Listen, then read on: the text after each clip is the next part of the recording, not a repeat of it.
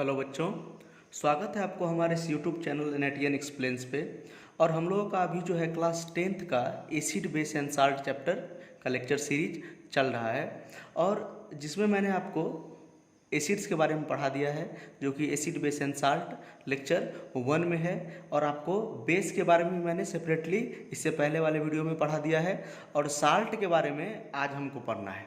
Salt के बारे में आज हमको पढ़ना है, और हम जो है acid base and salt chapter जो ये है, इसमें आपको हम सेपरेटली एसिड के बारे में बताए हैं, सेपरेटली बेस के बारे में बताए हैं, और जो ये लेक्चर 3rd है इसमें सेपरेटली मैं आपको साल्ट के बारे में बताऊंगा।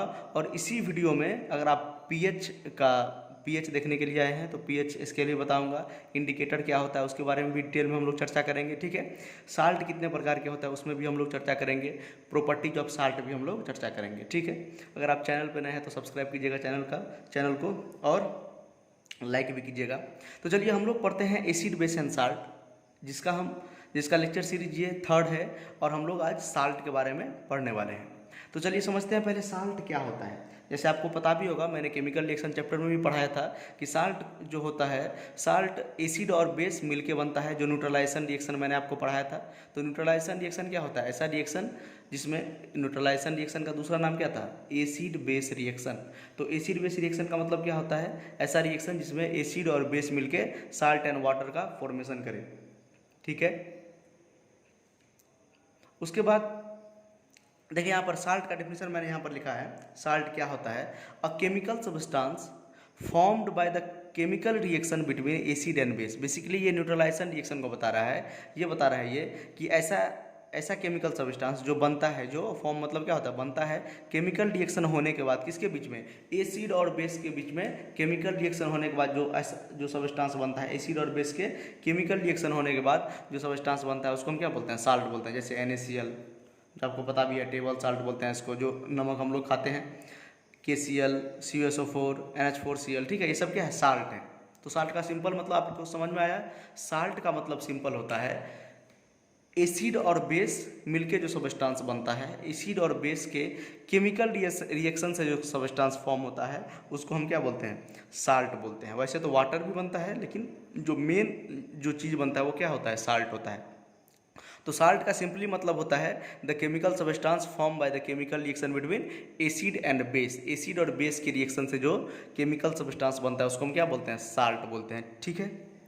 अब देखिए, हम आपको कुछ साल्ट के अंदर चल के कुछ डिटेल में बता रहे हैं। वैसे एनसीईआरटी में तो इतना डिटेल में नहीं दिया हुआ है, लेकिन मैं आपको कुछ डिटेल में बताना चाहता हूँ कि साल्ट में क्या क्या होता है, किस टाइप का रेडिकल होता है, कौन कौन सा रेडिकल प्रेजेंट होता है, और डिटेल में। अगर आप साल्ट अभी तक भी नहीं समझे तो आगे में एकदम क्लियर समझ जाइएगा साल्ट क्या होता है। देखिए मैंने यहाँ पर लिखा है, salt consist of 2 types of radical. Salt में 2 प्रकार का रेडिकल होता है। किसी भी कंपाउंड में होता है, किसी भी कंपाउंड में, किसी भी मॉलिक्यूल में 2 प्रकार का रेडिकल होता है। मॉलिक्यूल में तो नहीं भी हो सकता है, लेकिन कंपाउंड में होता है। कंपाउंड में कम से कम 2 प्रकार का रेडिकल होगा, ठीक है।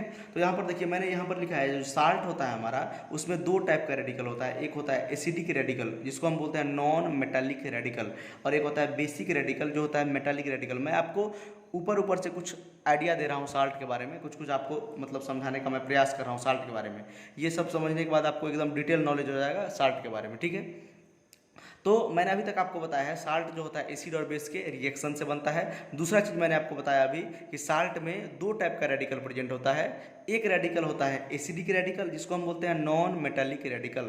एक होता है बेसिक रेडिकल, जिसको हम बोलते हैं मेटालिक रेडिकल, ठीक है। देखिए जैसे मैं आपको एक एग्जाम्पल देके समझा रहा हूँ। यहाँ पर मैंने क्या ले लिया? एसिड ले लिया, HCl, जो कि आपको पता होना चाहिए हाइड्रोक्लोरिक एसिड है। तो यहाँ पर मैंने क्या कर लिया? हाइड्रोक्लोरिक एसिड ले लिया। और यहाँ पर बेस जो कि क्या है? NaOH, मैंने यहाँ पर क्या ले लिया? बेस ले लिया, जो कि क्या है? Sodium hydroxide. दोनों का अगर रिएक्शन कराएंगे तो क्या होगा? NaCl बनेगा, जो कि साल्ट है, और वाटर रिमूव होगा। क्या बनेगा? एसिड और बेस का रिएक्शन किए हैं तो साल्ट एंड वाटर, यही तो था साल्ट। एसिड बेस का रिएक्शन करके साल्ट बनता है। अब देखिए ये जो NaCl साल्ट है, ये जो NaCl साल्ट जो यहाँ पर बना है एसिड बेस के रिएक्शन से, इसमें 2 प्रकार का रेडिकल है। ये 2 चीज़ के कॉम्बिनेशन से बना है। सपोज यहाँ पर देखिए, यहाँ पर NaCl कैसे बना? तो यहाँ पर HCl था, पहले क्या था? यहाँ पर HCl था, यहाँ पर Na और OH था। मैंने आपको केमिकल रिएक्शन में भी बताया था कि रिएक्शन कैसे होता है। रिएक्शन में क्या होता है, जो पुराना बॉन्ड होता है, ये ओल्ड बॉन्ड, ये H और Cl के बीच में जो बॉन्ड है और Na और OH के बीच में जो बॉन्ड है, ये क्या हो जाता है, टूट जाता है। ये क्या हो जाता है, ये टूट हो जाता है, ये टूट जाता है और टूट के ये क्या करता है, NaCl के साथ कंबाइन हो जाता है, NaCl के साथ कंबाइन हो जाता है। अगर आपको समझ में नहीं आ रहा है कैसे बॉन्ड टूटता है तो आप केमिकल रिएक्शन का लेक्चर 1 जाके देख सकते हैं, ठीक है। तो H और Cl के बीच में क्या है, बॉन्ड है, और Na और OH के बीच में भी बॉन्ड है। ये दोनों बॉन्ड क्या करेगा, टूट जाएगा और HOH के साथ चला जाएगा और NaCl के साथ चला जाएगा। ये डबल डिस्प्लेसमेंट रिएक्शन होता है, आपको बताए थे। तो यहाँ पर से क्या निर्माण हो गया, NaCl का निर्माण हो गया। तो ये एक बात बताए थे, ये बताइए ये किससे आया है, Na जो आया है ये बेस से आया है कि एसिड से आया है। देखिए ये Na, देखिए ये Na बेस से आया है। Na किससे आया है, बेस से आया है, जिसको हम बोलते हैं बेसिक रेडिकल। अब बेसिक रेडिकल को ही क्या बोलते हैं, मेटालिक रेडिकल। क्यों, क्योंकि ये मेटल है, मेटल है इसीलिए बोलते हैं इसको मेटालिक रेडिकल।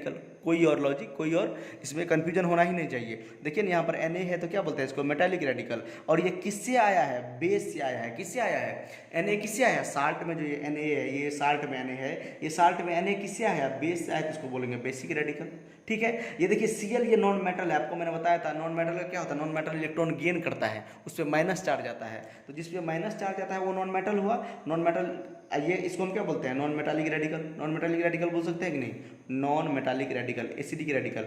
एसिडिक रेडिकल क्यों, क्योंकि ये किससे आया है, एसिड से आया है। किससे आया है, एसिड से आया है। तो इसी तरह मैंने आपको अभी बताया है कि मतलब साल्ट में क्या होता है, दो प्रकार का क्या होता है, रेडिकल होता है। एक होता है एसिडिक रेडिकल, एक होता है बेसिक रेडिकल। तो एसिडिक रेडिकल क्या होता है, नॉन मेटालिक रेडिकल होता है। क्यों, क्योंकि ये नॉन मेटल होता है। देखिए यहाँ से H और Cl को अगर तोड़ेंगे तो ये Cl होगा, ये Cl यहाँ पर आया है कि नहीं साल्ट में, और Na और OH को तोड़ेंगे तो Na यहाँ पर से आएगा, यहाँ से आएगा मेटालिक रेडिकल, यहाँ से आएगा,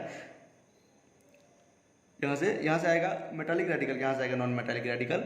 तो साल्ट में दो रेडिकल प्रेजेंट होता है, एक तो होता है जो बेस से आता है, जो बेस से आता है, एक होता है जो एसिड से आता है। एसिड से जो आता है उसको बोलते हैं non metallic radical, Cl non metal है, और Na जो होता है ये बेस से आता है, इसको क्या बोलते हैं, मेटालिक रेडिकल। चलिए अगर नहीं समझ में आया तो देखिए दूसरा एग्जाम्पल भी मैंने यहाँ पर समझाया है। देखिए दूसरा एग्जाम्पल में मैंने क्या किया, H2SO4 ले लिया। H2SO4 क्या है, हाइड्रोक्लोरिक मतलब सल्फ्यूरिक एसिड है। MgOH क्या है, मैग्नीशियम हाइड्रोक्साइड है, ये बेस है, ठीक है। तो देखिए ये दोनों से जो मिलके ये एसिड और बेस का रिएक्शन होता है तो साल्ट का फॉर्मेशन होता है। सिंपल एसिड बेस रिएक्शन को हम क्या बोलते हैं, एसिड बेस जो रिएक्शन होता है उसको न्यूट्रलाइजेशन रिएक्शन बोलते हैं। उसी में साल्ट का फॉर्मेशन होता है, उसी में साल्ट का फॉर्मेशन होता है। न्यूट्रलाइजेशन रिएक्शन में क्या होता है, साल्ट का फॉर्मेशन होता है। तो एसिड बेस रिएक्शन किया तो क्या बना, साल्ट और वाटर बना। तो देखिए यहाँ पर देखिए तो MgSO4 जो साल्ट बना, Mg और SO4, इसमें क्या क्या है देखिए तो H2SO4 से SO4 एसिड से आया, SO4 किससे आया, एसिड से आया, और Mg आया बेस से। Mg किससे आया, बेस से। तो ये Mg क्या हुआ, बेसिक रेडिकल। SO4 क्या हुआ, एसिडिक रेडिकल। SO4 क्या हुआ, एसिडिक रेडिकल, क्योंकि ये क्या हुआ, ये इसको नॉन मेटालिक रेडिकल भी बोल सकते हैं। क्यों, क्योंकि ये नॉन मेटल से मिलकर बना S और 4 सल्फ्यूरिक, मतलब सल्फर और ऑक्सीजन, ये दोनों क्या है, नॉन मेटल है। और Mg क्या है, ये बेसिक रेडिकल है, और ये मेटालिक रेडिकल भी बोलते हैं इसको। तो जो बेसिक रेडिकल होता है वो मेटालिक रेडिकल होता है साल्ट में, और जो एसिडिक रेडिकल होता है उसको हम क्या बोलते हैं, नॉन मेटालिक रेडिकल, ठीक है। मेटालिक रेडिकल, इसको बेसिक रेडिकल क्यों, क्योंकि बेस से आया है। इसको एसिडिक रेडिकल क्यों, क्योंकि एसिड से आया है, ठीक है। आपको दिखाई दे रहा होगा SO4 इससे आया है और Mg इससे आया है, ठीक है। अब देखिए और एग्जांपल मैंने कुछ लिया यहाँ पर NaCl। NaCl में क्या हुआ, ये जो मेटल होगा ये क्या हो जाएगा, बेसिक रेडिकल होगा। इसको मेटालिक रेडिकल या बेसिक रेडिकल, जो नॉन मेटल होगा उसको एसिडिक रेडिकल। देखिए KCl में ये मेटल होगा बेसिक रेडिकल, Cl होगा एसिडिक रेडिकल, Cu होगा बेसिक रेडिकल, SO4 होगा एसिडिक रेडिकल या नॉन मेटालिक रेडिकल, ठीक है। जो बेसिक रेडिकल होता है उसको बोलते हैं मेटालिक रेडिकल, जो एसिडिक रेडिकल होता है वो होता है नॉन मेटालिक रेडिकल, ठीक है। आपको समझ में आया होगा। मैंने इस मतलब पेज के अंदर आपको बताया, इतने देर में आपको मैंने साल्ट के बारे में कुछ कुछ आइडिया दिया है। जो साल्ट होता है, साल्ट केमिकल रिएक्शन एसिड और बेस में केमिकल रिएक्शन होने के बाद क्या होता है, साल्ट का फॉर्मेशन होता है। साल्ट में मेनली दो प्रकार का रेडिकल प्रेजेंट होता है। एक होता है एसिडिक रेडिकल, एक होता है बेसिक रेडिकल। एसिडिक रेडिकल मतलब क्या हुआ, नॉन मेटालिक रेडिकल, जो एसिड से आता है। एसिड से नॉन मेटल आता है और बेस से मेटल आता है। एसिड से नॉन मेटल आता है, बेस से मेटल आता है, दोनों कंबाइन होता है और क्या बनाता है, साल्ट का फॉर्मेशन करता है, ठीक है। समझ में आया आपको। चलिए आगे समझते हैं कि टाइप्स ऑफ साल्ट में कुछ कुछ और पढ़ते हैं हम लोग। देखिए टाइप्स ऑफ साल्ट में हम लोग कुछ डिटेल में पढ़ने वाले हैं। वैसे मैं आप यहाँ पर डेफिनेशन तो नहीं लिखा हूँ, लेकिन मैं आपको समझा दूंगा टाइप्स ऑफ साल्ट क्या होता है, ठीक है। क्या होता है, कैसे होता है, मैं आपको टाइप्स ऑफ साल्ट समझा रहा हूँ यहाँ पे। देखिए तो टाइप्स ऑफ साल्ट में देखिए सबसे पहला साल्ट है न्यूट्रल साल्ट। कौन सा साल्ट है? न्यूट्रल साल्ट, जिसको हम क्या बोलते हैं? Normal salt. न्यूट्रल साल्ट या नॉर्मल साल्ट। नॉर्मल साल्ट या न्यूट्रल साल्ट कहने का मतलब देखिए, न्यूट्रल का मतलब आपको समझ में आएगा जब हम आपको पीएच डिटेल में बताएंगे। एक तो होता है एसिड, एक होता है बेस, एक होता है न्यूट्रल। इस अगर आप सपोज एक स्टूडेंट का कंपेयर कीजिए, एक बच्चा का कंपेयर कीजिए, कोई बच्चा या तो क्या होता है, बहुत मतलब बदमाश होता है, जैसे उसको हम एसिड से कंपेयर कर दिए। कोई बच्चा ऐसा है जो मतलब एकदम मतलब कुछ नहीं है, मतलब पूरा न्यूट्रल है, ना वो बदमाश है, मतलब एक थोड़ा सा भी बदमाशी नहीं करता है, वो एकदम पूरा चिल रहता है बच्चा वो। एक बच्चा ऐसा है कि मतलब बदमाशी कम थोड़ा करके करता है, बदमाशी मतलब ज़्यादा, मतलब बदमाशी भी करता है और पढ़ने में भी तेज है, ऐसा करके मान सकते हैं आप, ठीक है। तो उसको मैं आपको पीएच में डिटेल में समझाऊंगा, ठीक है। तो अभी न्यूट्रल का मतलब समझिए, एकदम शांत बच्चा, क्या शांत, ना वो एसिडिक है ना वो बेसिक है, ठीक है, ना वो पढ़ने में ही तेज है ना वो बदमाशी है, मतलब एकदम न्यूट्रल है, ना पढ़ता है ना पढ़ने में तेज है ना बदमाशी करने में तेज है, ठीक है। तो इस तरह होता है न्यूट्रल, ना वो एसिडिक होता है ना वो बेसिक होता है। देखिए आपको बताते हैं, न्यूट्रल साल्ट और नॉर्मल साल्ट। न्यूट्रल साल्ट जो बनता है स्ट्रॉन्ग एसिड और स्ट्रॉन्ग बेस के मिलने से बनता है। स्ट्रॉन्ग एसिड और स्ट्रॉन्ग बेस के मिलने से बनता है। जब स्ट्रॉन्ग एसिड का रिएक्शन, देखिए सबसे पहले बताइए हम लोग किसका टाइप पढ़ रहे हैं? साल्ट का टाइप पढ़ रहे हैं। अगर साल्ट का टाइप के बारे में हम लोग पढ़ रहे हैं तो आप ये तो क्लियर है कि एसिड और बेस के रिएक्शन से बनेगा। अगर साल्ट हम लोग पढ़ रहे हैं तो ये तो क्लियर है कि एसिड और बेस के रिएक्शन से बनेगा। और हम पढ़ रहे हैं उसमें भी नॉर्मल साल्ट और न्यूट्रल साल्ट। तो नॉर्मल और न्यूट्रल साल्ट कैसे बनेगा? नॉर्मल साल्ट या न्यूट्रल साल्ट कैसे बनेगा? तो स्ट्रॉन्ग एसिड को स्ट्रॉन्ग बेस से अगर मिलाएंगे तो न्यूट्रल साल्ट बनेगा, मतलब दोनों का इफेक्ट कैंसिल हो जाएगा। दोनों का इफेक्ट क्या हो जाएगा? कैंसिल हो जाएगा। एसिड भी इधर स्ट्रॉन्ग है, अब बेस भी इधर स्ट्रॉन्ग है। एसिड भी इधर स्ट्रॉन्ग है और बेस भी स्ट्रॉन्ग है, दोनों का इफेक्ट क्या हो जाएगा? कैंसिल हो जाएगा। और जो हमारा साल्ट फॉर्म होगा ना वो उसमें एसिडिक नेचर होगा ना उसमें बेसिक नेचर होगा, वो न्यूट्रल नेचर का होगा, वो न्यूट्रल साल्ट होगा, ठीक है ना। उसमें ये भी बोल सकते हैं ना उसमें एसिड का प्रॉपर्टी होगा ना उसमें बेस का प्रॉपर्टी होगा। जैसे एग्जांपल में मैंने यहाँ पर लिया है, अगर NaOH ये स्ट्रॉन्ग बेस है, ये क्या है? स्ट्रॉन्ग बेस है NaOH, याद रखिए, आपको हम आगे बताएंगे भी। और HCl क्या है? स्ट्रॉन्ग एसिड है। तो स्ट्रॉन्ग एसिड को स्ट्रॉन्ग बेस से, स्ट्रॉन्ग बेस को स्ट्रॉन्ग एसिड से मिलाएंगे तो न्यूट्रल साल्ट बनता है और वाटर का फॉर्मेशन होता है। न्यूट्रल साल्ट बनता है और वाटर का फॉर्मेशन होता है। तो न्यूट्रल साल्ट कैसे बना? स्ट्रॉन्ग एसिड को जब हम स्ट्रॉन्ग बेस से रिएक्शन करवाते हैं तो न्यूट्रल साल्ट बनता है। जैसे एग्जांपल में NaNO3, ठीक है, सोडियम नाइट्रेट, मैग्नीशियम क्लोराइड, ये पोटासियम नाइट्रेट, ठीक है। तो ये सब क्या है? एग्जांपल है न्यूट्रल साल्ट का, ठीक है। इसमें क्या होता है? इसमें एसिड भी स्ट्रॉन्ग होता है और बेस भी स्ट्रॉन्ग होता है। एसिड भी स्ट्रॉन्ग होता है और बेस भी स्ट्रॉन्ग होता है। दोनों स्ट्रॉन्ग इफेक्ट क्या हो जाता है? कैंसिल हो जाता है और न्यूट्रल साल्ट बन जाता है। अब देखिए, अगर इतना आपको समझ में आ गया तो आपको एसिडिक साल्ट और बेसिक साल्ट तो एकदम झट से समझ में आ जाएगा। एसिडिक साल्ट का मतलब क्या होता है? एसिडिक साल्ट मतलब देखिए, नाम क्या है? एसिडिक, नाम क्या है? एसिडिक। एसिडिक साल्ट है, मतलब एसिडिक साल्ट कहने का मतलब एसिड का प्रॉपर्टी आएगा जो साल्ट फॉर्म होगा। यहाँ पर बताइए, ये जो न्यूट्रल साल्ट था तो इसमें ना एसिड का प्रॉपर्टी आया ना बेस का प्रॉपर्टी आया, दोनों स्ट्रॉन्ग था, कैंसिल कर दिया एक दूसरे का इफेक्ट, ठीक है, एक दूसरे का इफेक्ट क्या कर दिया? कैंसिल कर दिया। लेकिन यहाँ पर एसिडिक साल्ट होने का मतलब क्या है? स्ट्रॉन्ग एसिड है। स्ट्रॉन्ग क्या है? एसिड है, लेकिन कमजोर बेस है, वीक बेस है। तो ये स्ट्रॉन्ग है तो अपना स्ट्रॉन्ग वाला इफेक्ट रखेगा कि नहीं? तो जो साल्ट यहाँ पर फॉर्म होगा उसका भी इफेक्ट क्या हो जाएगा? एसिडिक हो जाएगा। उसमें भी किसका प्रभाव आ जाएगा? एसिडिक आ जाएगा, मतलब उसका भी क्या हो जाएगा? साल्ट क्या हो जाएगा? एसिडिक हो जाएगा। तो एसिडिक साल्ट का सिंपल मतलब ये होता है, स्ट्रॉन्ग एसिड को, जैसे एसिडिक दिमाग में आया, साल्ट का नाम क्या है? एसिडिक साल्ट, ठीक है। एक बात तो क्लियर है, साल्ट बनता है एसिड और बेस के रिएक्शन से। अब बोल दिया एसिडिक साल्ट, एसिडिक साल्ट कैसे बनेगा? तो स्ट्रॉन्ग एसिड रहेगा, स्ट्रॉन्ग एसिड रहेगा और वीक बेस रहेगा, तब जाकर हम हमारा क्या बनता है? एसिडिक साल्ट बनता है। जैसे स्ट्रॉन्ग एसिड, देखिए स्ट्रॉन्ग एसिड स्ट्रॉन्ग है, अब बेस क्या है? वीक है।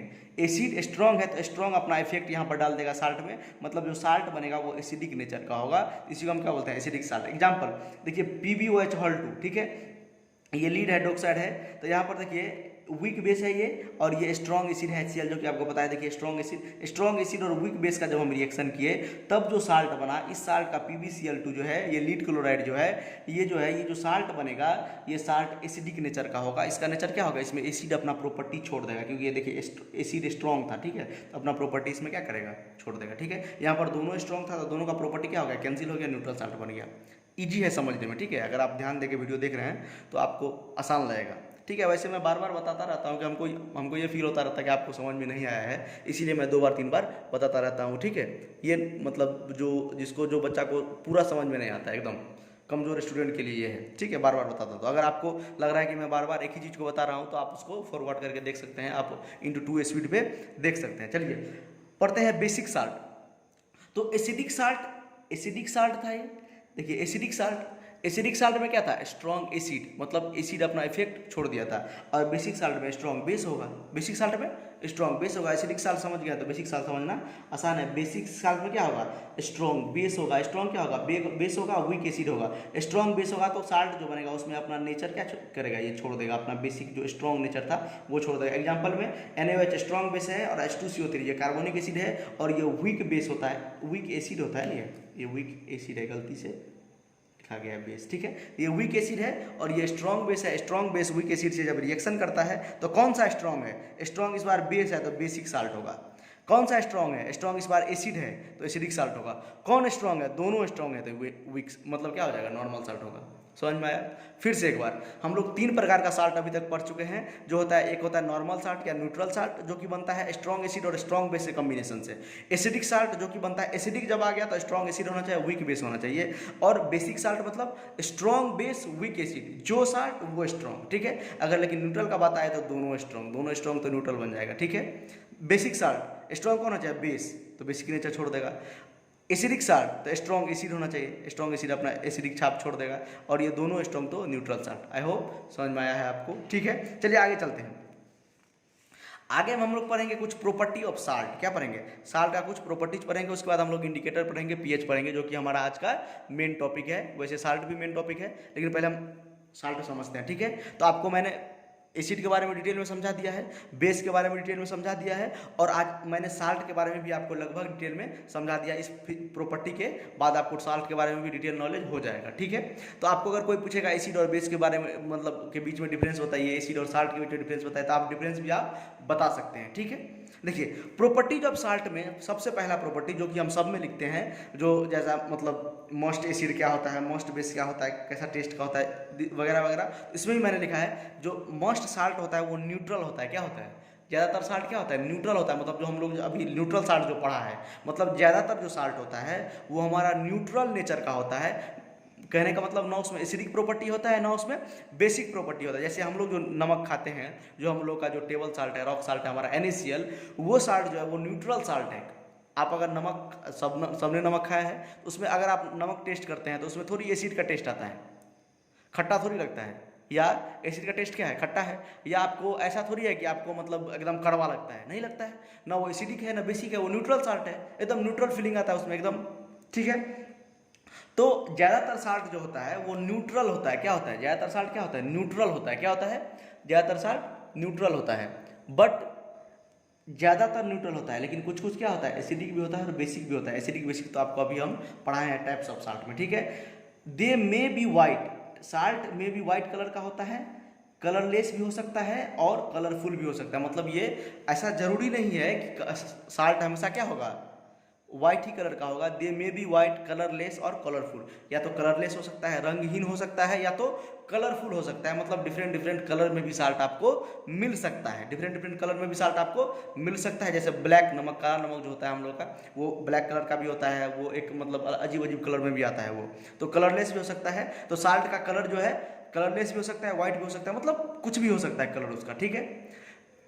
तीसरा, they have high melting and boiling point. Salt का जो होता है मेल्टिंग और बॉइलिंग पॉइंट क्या होता है, बहुत ज़्यादा होता है। मेल्टिंग कहने का मतलब उसको पिघलने के लिए ज़्यादा टेम्परेचर देना होगा, ठीक है। और बॉइलिंग करने का मतलब उसको मतलब बॉयल करने के लिए भी ज़्यादा टेम्परेचर देना होगा। मतलब कहने का मतलब ज़्यादा टेम्परेचर, यहाँ पर कहने का मतलब उसको माइनस में ज़्यादा लेके जाना होगा, तब जाके वो मेल्ट करेगा। और बॉइलिंग में मतलब पॉजिटिव में ज़्यादा टेम्परेचर देना होगा, ठीक है। तो सिंपल याद रखिए आप, मेल्टिंग एंड बॉइलिंग पॉइंट दोनों क्या होता है, तो उसका हाई होता है साल्ट का, ठीक है। तो हम लोग साल्ट के बारे में डिटेल पढ़ चुके हैं। पहले हम लोगों ने पढ़ा साल्ट क्या होता है। तो साल्ट होता है मतलब ऐसा केमिकल जो एसिड और बेस के रिएक्शन से बनता है, उसको हम क्या बोलते हैं, साल्ट बोलते हैं। और साल्ट में हम लोगों ने पढ़ा कि साल्ट 2 प्रकार के रेडिकल से मिलकर बना होता है। एक होता है एसिडिक रेडिकल, एक होता है बेसिक रेडिकल। एसिडिक रेडिकल जो होता है नॉन मेटालिक रेडिकल होता है, और बेसिक रेडिकल जो होता है वो मेटालिक रेडिकल होता है। उसके बाद हम लोगों ने टाइप्स ऑफ साल्ट पढ़ा। टाइप्स ऑफ साल्ट में हम लोगों ने पढ़ा कि साल्ट 3 प्रकार का जनरली होता है। वैसे एक हाइड्रेटेड साल्ट भी होता है, लेकिन अभी हमको नहीं पढ़ना होगा, अगर हम लोग डिटेल में पढ़ेंगे कहाँ पर, जब हम बेकिंग सोडा का, ठीक है, उसके बाद ब्लीचिंग पाउडर का जब हम लोग क्या पढ़ेंगे, यूजेज सब पढ़ने लगेंगे, उसके बारे में जब पढ़ने लगेंगे उसके बाद हम हाइड्रेटेड साल्ट भी आपको थोड़ा बता देंगे। तो अभी हम लोगों ने तीन प्रकार का बेसिकली साल्ट पढ़ा। एक होता है न्यूट्रल साल्ट, जो कैसे बनता है आपको याद हो जाना चाहिए, इसीलिए मैं आपको बार बार बता रहा हूँ एक ही चीज़। तो न्यूट्रल साल्ट बनता है स्ट्रॉन्ग एसिड और स्ट्रॉन्ग बेस के कम्बिनेशन से, ठीक है, दोनों का इफेक्ट कैंसिल होकर न्यूट्रल हो जाता है। उसके बाद जो एसिडिक साल्ट होता है, स्ट्रॉन्ग एसिड होना चाहिए क्योंकि एसिडिक है, वीक बेस होना चाहिए। और बेसिक साल्ट जो होता है स्ट्रॉन्ग बेस होना चाहिए और वीक एसिड होना चाहिए। प्रॉपर्टीज ऑफ साल्ट मैंने आपको बताया, ज़्यादातर साल्ट जो होता है न्यूट्रल होता है और कुछ एसिडिक भी हो सकता है, बेसिक भी हो सकता है। और साल्ट का जो कलर होता है वो तो व्हाइट भी हो सकता है, कलरलेस भी हो सकता है और कलरफुल भी हो सकता है। और they have high melting and boiling point, ये लास्ट पॉइंट था, ठीक है। अब हम लोग पढ़ रहे हैं कि इंडिकेटर के बारे में। किसके बारे में? इंडिकेटर क्या होता है। मैंने आपको थोड़ा सा हिंट दे दिया है इंडिकेटर के बारे में। जब मैंने एसिड पढ़ाया, आपको बेस पढ़ाया, तो मैंने आपको मिथाइल ऑरेंज के बारे में कुछ कुछ बताया और लिटमस पेपर के बारे में मैंने आपको बताया। तो आप बताइए, आप याद कीजिए, एसिड में लिटमस पेपर कौन सा कलर का लिटमस पेपर कौन से कलर में चेंज होता था, बताइए। बेस में कौन से कलर का लिटमस पेपर कौन से कलर में चेंज होता था। अगर आप एसिड का बात कीजिएगा, अगर आपको याद होगा लेक्चर, तो एसिड में मैंने एक मतलब प्रॉपर्टी के नीचे लिखाया था, एसिड का जो फिजिकल प्रॉपर्टी था उसमें मैंने आपको लिखाया था कि एसिड में अगर हम ब्लू लिटमस पेपर को देंगे तो वो रेड कलर हो जाएगा, और बेस में अगर रेड लिटमस पेपर को देंगे तो वो ब्लू कलर का हो जाएगा। तो ये लिटमस पेपर क्या था? एक इंडिकेटर था, ठीक है। मिथाइल ऑरेंज भी क्या था? एक इंडिकेटर था, कलर चेंज करता था। देखिए, तो पढ़ते हैं इंडिकेटर क्या होता है। देखिए, the chemical substance that are use to indicate whether a given chemical is acidic, basic और neutral. Whether a given chemical लिख सकते हैं, given substance, whether a given substance is acidic, basic और न्यूट्रल। या तो वो एसिडिक है या बेसिक है या न्यूट्रल है, ठीक है। By changing its colour, changing on अपना कलर चेंज करके ये भी लिख सकते हैं डिफिनेशन में, लेकिन मैंने सिंपल लिखा है कि ये ऐसा केमिकल सब्सटेंस होता है, ये इंडिकेटर जो होता है ये ऐसा केमिकल सब्सटेंस होता है जो यूज करता है इंडिकेट करने के लिए। क्या करने के लिए? इंडिकेट करने के लिए। इंडिकेट कहने का मतलब बताने के लिए। किसके लिए यूज होता है? इंडिकेट करने के लिए, बताने के लिए। Weather a given substance is acidic, basic और न्यूट्रल, या तो एसिडिक है या बेसिक है या न्यूट्रल है। जैसे मैंने एग्जांपल में लिखा है लिटमस पेपर, मिथाइल ऑरेंज, फेनोप्थेलिन, ये सब कुछ क्या है? एग्जाम्पल है। क्या है?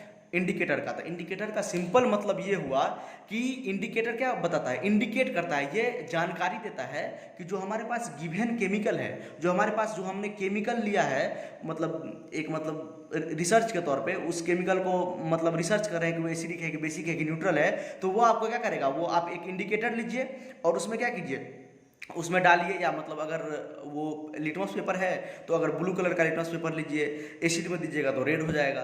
रेड कलर का लिटमस पेपर लीजिए, अगर बेस में दीजिएगा तो वो ब्लू हो जाएगा। तो इससे हमको क्या पता चलेगा? अगर कलर चेंज करेगा तो क्या पता चलेगा? इससे हमको पता चलेगा कि गिवन सब्सटेंस एसिडिक है या बेसिक है या न्यूट्रल है। तो न्यूट्रल का सीधा काम है बताना कि गिवन सब्सटेंस एसिडिक है या बेसिक है या न्यूट्रल है। आपको देखिए एग्जाम्पल से समझाते हैं तो ज़्यादा समझ में आएगा। ये देखिए, ये एसिड है, मैं पहले से आपको बता दिया हूँ इसमें क्या है? एसिड है। क्या है? मैं आपको पहले से बता दिया हूँ इसमें क्या है? एसिड है।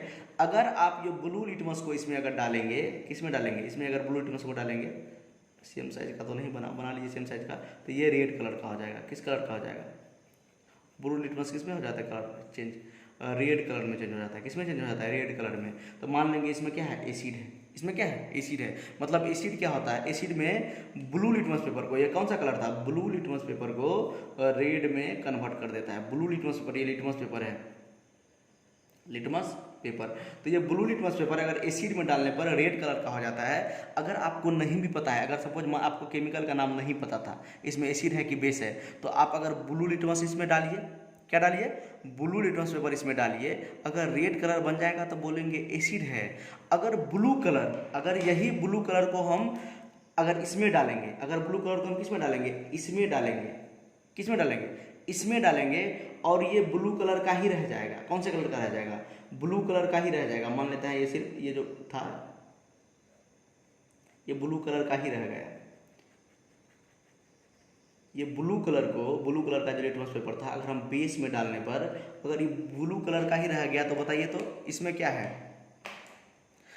और एक बात और, अगर ये रेड कलर का लिटमस पेपर एसिड में डालने पर, एसिड में कहने का मतलब एसिड बेस अभी नहीं समझिए, देखिए यहाँ पर समझिए,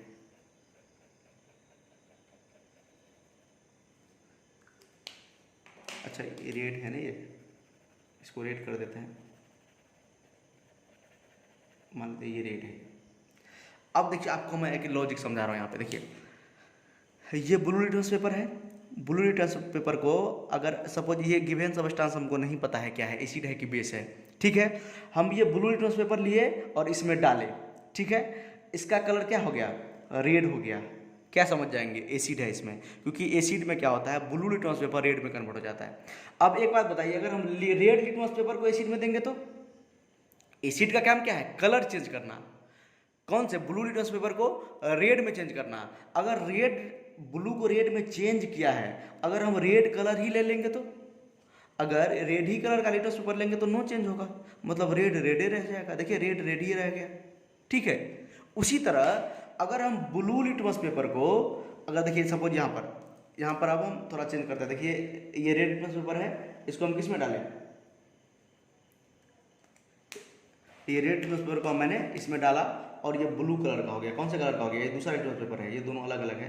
इसको मैंने किस में डाला, इसमें डाला, ठीक है।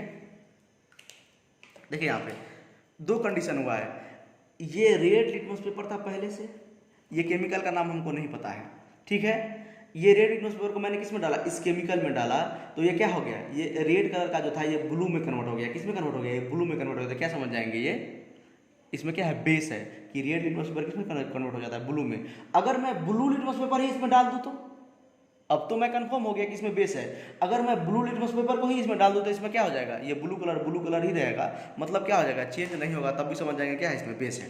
तो एक बात बताइए, एसिड में ब्लू लिटमस पेपर रेड में कन्वर्ट होता है, कॉन्सेप्ट क्लियर कीजिए। एसिड में ब्लू लिटमस पेपर रेड में कन्वर्ट हो जाता है, लेकिन रेड दे देंगे तो रेड ही रहेगा, ठीक है। इसका मेन काम है रेड में कन्वर्ट करना। अगर हम रेड ही दे देंगे, रेड ही लिटमस पेपर देंगे तो रेड ही रहेगा, समझ रहे हैं। अगर इसका देखिए बेस का क्या काम है, रेड लिटमस पेपर को ब्लू में कन्वर्ट करना। अगर हम ब्लू लिटमस पेपर ही दे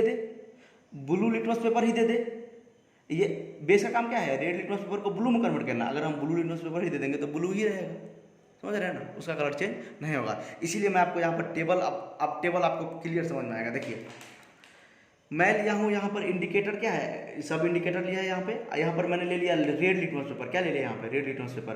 तो एसिडिक सॉल्यूशन में रेड लिटमस पेपर है तो कलर चेंज होगा, एसिडिक सॉल्यूशन में इसका कलर चेंज हुआ, रेड ही रह गया। एसिडिक सॉल्यूशन में अगर रेड लिटमस पेपर लेंगे तो no change, colour no change होगा, रेड का रेड ही रह गया। हाँ, अगर बेसिक सॉल्यूशन में रेड को देंगे तो ये ब्लू हो गया, देखिए ब्लू, और न्यूट्रल में no change. Blue litmus paper मैं लिया हूँ, ब्लू लिटमस पेपर किस में दे रहा हूँ मैं, एसिड में। ब्लू लिटमस पेपर को एसिड में देंगे तो देखिए रेड हो गया, ब्लू लिटमस पेपर एसिड में देंगे तो रेड हो जाएगा। और ब्लू लिटमस पेपर को अगर बेसिक में देंगे, ब्लू लिटमस पेपर को अगर देखिए मैंने बेसिक में दे दिया, किसमें दे दिया, बेसिक में, तो ब्लू ही रहा, मतलब no change in colour. Blue क्या रहा, ब्लू ही रहा, नो चेंज इन कलर। यहाँ पर क्या होता है, न्यूट्रल में क्या होता है, कलर इसमें भी चेंज नहीं होता है। मिथाइल ऑरेंज को अगर हम किस में देंगे, एसिड में देंगे तो ये रेड कलर का हो जाता है। मैंने आपको पहले भी बताया था, अगर नहीं बताया तो इसका आप स्क्रीनशॉट ले सकते हैं, ठीक है। एग्जाम में ये पूछ सकता है, आपके बुक में भी ये टेबल दिया हुआ है। तो मिथाइल ऑरेंज को हम क्या करेंगे, एसिड में देंगे तो रेड हो जाएगा, और मिथाइल ऑरेंज को बेस में देंगे तो येलो कलर हो जाएगा, और न्यूट्रल में तो नो चेंज होता है। और एक फेनोप्थेलिन, इसका प्रोनाउंसिएशन है फेनोप्थेलिन। ये फेनोप्थेलिन जो होता है, इसको एक ही इसका प्रॉपर्टी याद रखना है, सिर्फ बेसिक में क्या हो जाता है, ये पिंक कलर हो जाता है। किस में हो जाता है, ये पिंक कलर हो जाता है, ठीक है।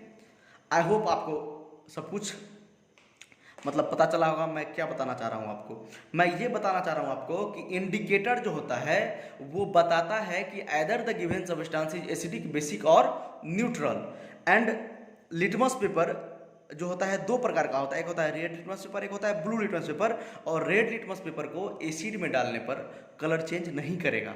रेड लिटमस पेपर को अगर हम एसिड में डालेंगे तो रेड ही रहेगा, अगर ब्लू को डालेंगे एसिड में तो वो रेड में कन्वर्ट हो जाएगा, ठीक है।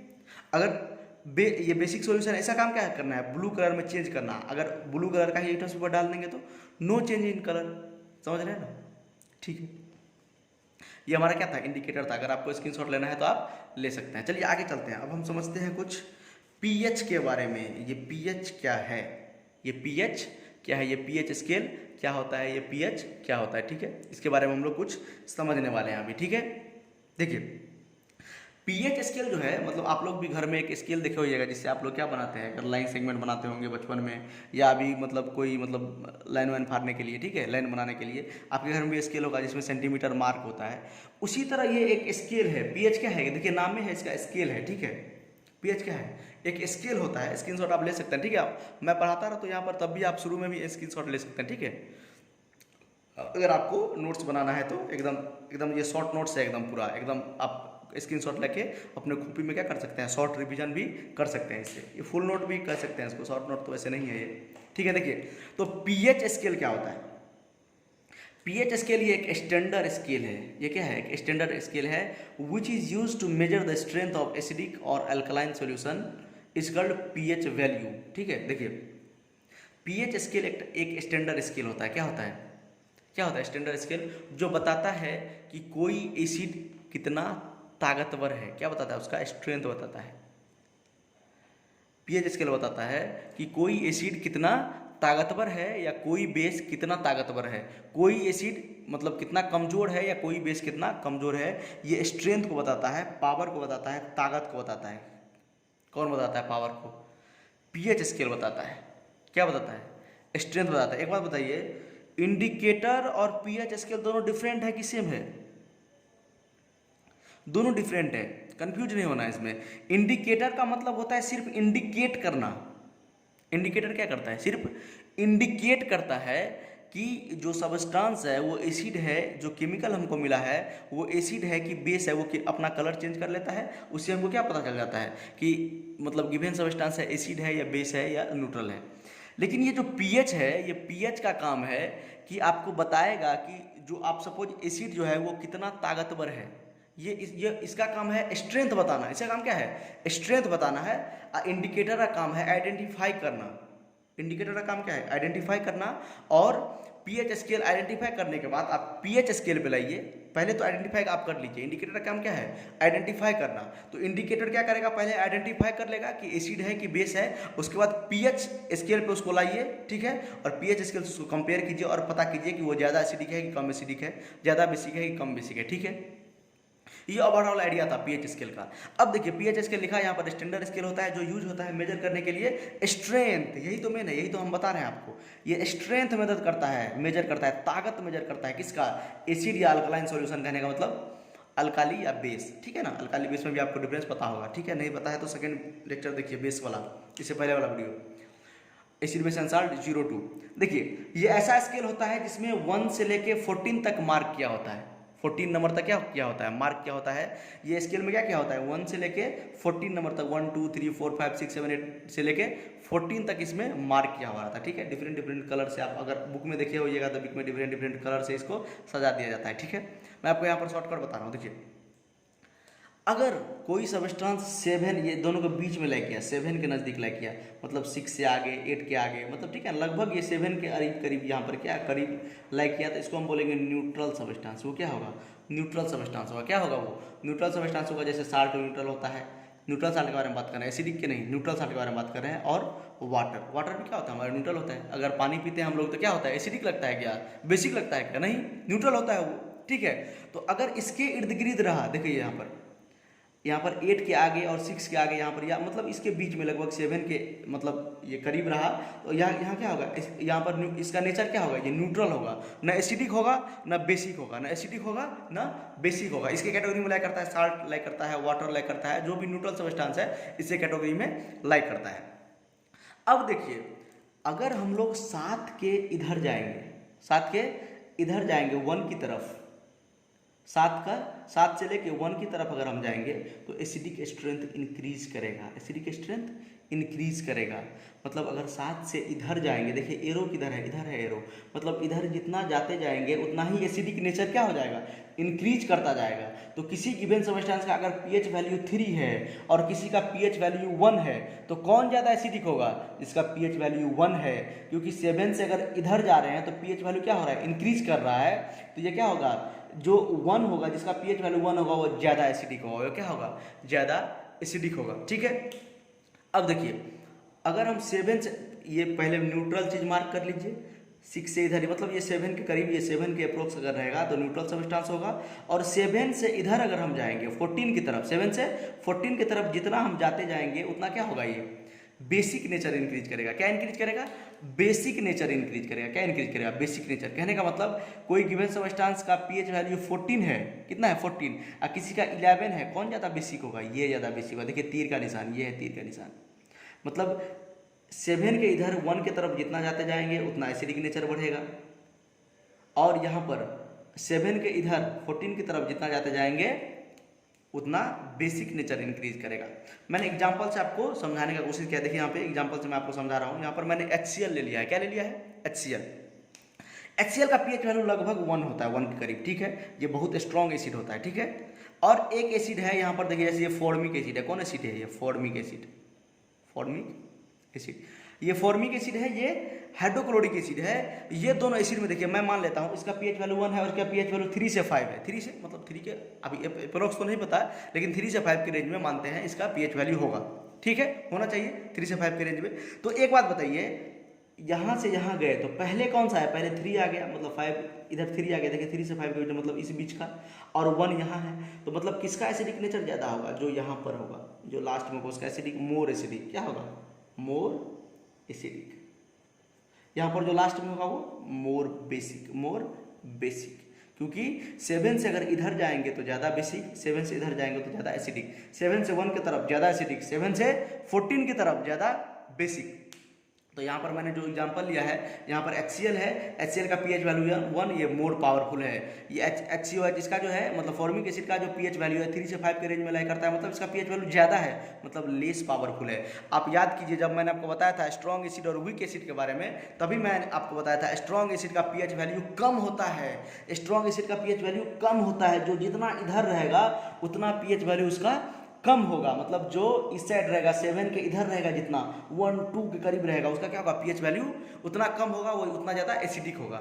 तो जो स्ट्रॉन्ग एसिड होता है उसका पीएच वैल्यू कम होता है।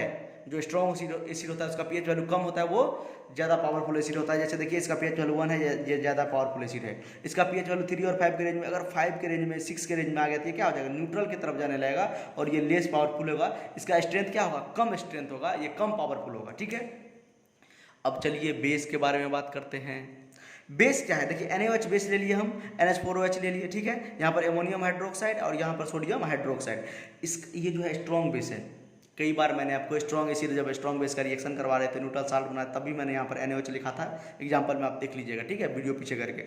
तो ये स्ट्रॉन्ग बेस है, इसका पीएच वैल्यू लगभग 14 होता है। कितना होता है? 14। तो ये स्ट्रॉन्ग बेस हुआ कि नहीं हुआ?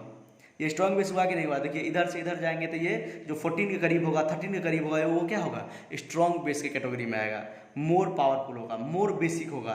ये क्या हो जाएगा? Strong base. और ये देखिए 13, 12, 11 करके, 13 तो नहीं मानिए, 13 भी क्या होता है? स्ट्रॉन्ग ही बेस होता है। 12 मानिए, 11 मानिए, अगर 10 होगा इस तरह का होगा, 9 होगा, ठीक है। ये सब क्या होगा? वीक बेस होगा, इसका पावर क्या होगा? कम होगा, इसका पावर स्ट्रेंथ क्या होगा? कम होगा, ठीक है। तो मैंने आपको लिखाया था जो स्ट्रॉन्ग बेस होता है उसका पीएच वैल्यू ज़्यादा होता है, जो वीक बेस होता है उसका पीएच वैल्यू कम होता है। जो स्ट्रॉन्ग एसिड होता है उसका पीएच वैल्यू कम होता है। सिंपल आप स्केल याद रखिए, स्केल याद रखिए। देखिए मैं जो बोल रहा हूँ आप याद रखिए सिंपल। पीएच जो है वो बताता है कि कोई भी एसिड कितना स्ट्रॉन्ग है, कोई भी बेस कितना स्ट्रॉन्ग है, कोई भी एसिड कितना वीक है, और कोई भी एसिड कितना, मतलब कोई भी बेस कितना वीक है, ठीक है। ये बताता है कौन? पीएच बताता है। पीएच का काम है सिर्फ स्ट्रेंथ बताना, इंडिकेटर का काम है आइडेंटिफाई करना whether the given substance is acid और बेसिक और साल्ट या न्यूट्रल, ठीक है। तो देखिए सबसे पहले आप क्या कीजिए, पीएच स्केल में एक ये स्केल है, इसको हम पहले न्यूट्रल का सब्सटेंस मार्क कर लेते हैं, मतलब 7 के करीब लगभग आप क्या कीजिए? न्यूट्रल मार्क कर लीजिए। और 7 के अगर इधर जाएंगे तो ज़्यादा बेसिक, इधर जाएंगे तो ज़्यादा एसिडिक, ठीक है। 1 के करीब जितना रहेगा, जितना इधर जाएंगे उतना ज़्यादा एसिडिक होगा, जितना इधर जाएगा उतना ज़्यादा बेसिक होगा, ठीक है। आप समझ गए? जितना पीएच वैल्यू ज़्यादा उतना ही बेसिक होता है इधर, ठीक है। अब देखिए पीएच का मतलब क्या होता है, आपके सिलेबस में तो अभी नहीं दिया है, लेकिन आप 11th क्लास में जाइएगा तो आयनिक केमिस्ट्री में आपको पूरा पढ़ना होगा पीएच के बारे में, अगर डिटेल स्ट्रॉन्ग एसिड। इसीलिए मैं आपको बता दिया एसिडिक साल्ट क्या होता है, बेसिक साल्ट क्या होता है, उसमें आपको पीओएच और पीएच निकालना होगा, ठीक है। पीओएच और पीएच निकालना होगा, इसीलिए मैंने आपको अभी बता दिया है। तो ये पीएच जो होता है कंसंट्रेशन ऑफ H+ आयन होता है, ये मेजर करता है, क्या करता है? ये मेजर करता है। पीएच क्या करता है? मेजर करता है। ये मेजर करता है concentration of H plus ion. H plus ion का किसी भी सबस्टांस में H प्लस आयन का कितना ज़्यादा कंसंट्रेशन है, कितना ज़्यादा मात्रा है, कितना ज़्यादा मात्रा होगा कंसंट्रेशन मतलब मात्रा, ज़्यादा अमाउंट में पी मतलब H प्लस होगा तो वो क्या हो जाएगा, स्ट्रॉन्ग एसिड होगा। स्ट्रॉन्ग एसिड का मतलब ही क्या था, विच release more amount of H plus ion when dissolve in water, ठीक है, व्हेन डिजॉल्व इन वाटर। तो पीएच का सिंपल मतलब होता है वो H प्लस को मेजर करता है, ठीक है, सॉल्यूशन वाटर में डालने के बाद कितना H प्लस रिलीज करता है उसको ये मेजर करता है। और पीएच का फार्मूला होता है minus log concentration of H plus. ये आप डिटेल में पढ़िएगा, ठीक है, ये आप डिटेल में, मैं आपको यहाँ पर थोड़ा सा नॉलेज के लिए मैंने आपको यहाँ पर लिख दिया, आप नोट करके इसको भी लिख सकते हैं। अरे कितना, ये मैंने इसलिए लिखा है कि कितना बच्चा को ये समझ में आता है कि पीएच का मतलब क्या होता है यार, ये पीएच का फुल फॉर्म, ये पीएच है क्या, तो इसीलिए मैंने आपको बताया पीएच का मतलब होता है ये मेजर करता है concentration of H plus ion. Measure क्या करता है, concentration of H plus ion, hydrogen ion का कंसंट्रेशन ये क्या करता है, मेजर करता है। और पीएच का फॉर्मूला होता है minus log concentration of H plus. आप पीएच ये निकाल सकते हैं 1 2 3 4, ये स्केल में नहीं, ये वैल्यू आता है, कंसंट्रेशन अगर दिया रहेगा तो आप निकाल सकते हैं, ठीक है ना। आपके सिलेबस में नहीं है लेकिन नहीं तो मैं आपको निकाल के भी दिखा देता, ठीक है। तो आज हम लोगों ने साल्ट के बारे में पढ़ा है, इंडिकेटर के बारे में, टाइप्स ऑफ साल्ट भी पढ़ लिया, फिजिकल प्रॉपर्टी भी पढ़ लिया, ठीक है। देखिए मेरा वीडियो लंबा इसीलिए जाता है क्योंकि मैं बार बार समझाता हूँ, डिटेल में मैं समझाने का प्रयास करता हूँ, ठीक है। डिटेल में मैं लिख के लाता हूँ सब कुछ एकदम समझाने का, जिससे और कम समय लगे और ज़्यादा कुछ आप लोग समझ पाए। जैसे पीएच के लिए मैंने आपको आज समझाया, इंडिकेटर भी समझाया, ठीक है। इसीलिए वीडियो थोड़ा लेंदी हो जाता है, आप एकदम इत्मीनान से देखिए वीडियो, आपको पूरा समझ में आएगा, ठीक है। थोड़ा कॉन्स्टेंट होके देखिए वीडियो, ठीक है ना, रेगुलर होके थोड़ा देखिए, ठीक है। तो आई होप आपको वीडियो ये पसंद आया होगा, ठीक है। पसंद आया तो आप लाइक कीजिए, अपने फ्रेंड के साथ शेयर भी कीजिए। Thank you very much.